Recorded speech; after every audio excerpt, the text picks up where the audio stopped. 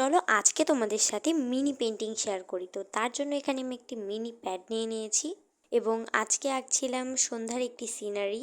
I hope এটা আপনাদের সকলেরই অনেক বেশি ভালো লাগবে।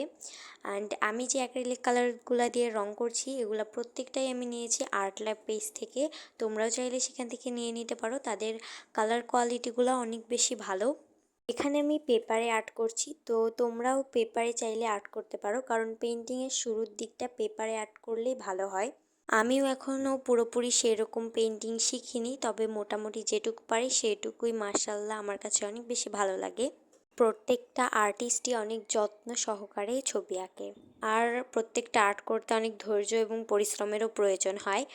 আর আমি আজকে এখানে ইয়েলো কালার এবং অরেঞ্জ কালার এই দুইটা কালার কম্বিনেশনে ব্যাকগ্রাউন্ডটা বানাইছি, যেহেতু এটা সন্ধ্যার পেন্টিং এবং আমার জানা মতে এটা হয়তো বা অনেক বেশি ইজি একটা পেন্টিং হবে, আর তার সাথে অনেক বেশি বিউটিফুলও। তোমরা ভালোভাবে লক্ষ্য করলে এটা কিন্তু ক্যানভাসেও ভালোভাবে আঁকতে পারবা।